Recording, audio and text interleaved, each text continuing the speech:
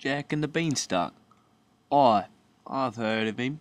I've read his story, and let me tell you, it's complete rubbish. I wouldn't believe a lick of what that scallywag has to say if I was you. I suppose some of what he said and all is true, but that's just his point of view, you know what I mean? I tell you, it's all about point of view. What's point of view? Well, I'll tell you, it's who's telling the story and whatnot. You know, who's the narrator. You ever heard of the saying there's two sides to every story? Well, let me tell you the real one, what happened. It was a beautiful day outside, and I thought maybe I'd go for a stroll in the afternoon sun. But as sure as the sun come up, me tummy started a rumbling and a grumbling. So I says to myself, fee, fi, fo, fum, to my hunger I must succumb.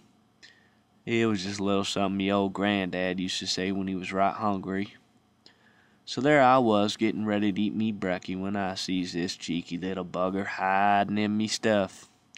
"Hello," I says, being polite and alls like me mum's taught me to, and this bloke just looked at me like I was deaf to know. He held himself perfectly still like I was talking to myself, just sitting there, mouth open. So I figured he was a slow coach and whatnot. So I goes on a-eating and whatnot, feeling that rumble in me belly, and the bloke's still sitting there. So I figures if I give him some gold, maybe he'll leave off. So I pulls out me dose and start counting it up. Well, pretty soon I'll be feeling a little heavy in the old eyelids. They starts a-drooping, and afore I know it I'm fast asleep. And you know what that bloke did? I was all sleeping there all nice, and he stole me money. Well, I says to myself, there, I see that bugger again, I'll give him a good shaking, I will. Now, I'm not a violent person, mind you, but that fella there needs some sense put into him, and I was fixing to be the one to do it. Well, a few days later, I find myself hungry again, so of course I says, fee, fi, fo, fum, to my hunger I must succumb.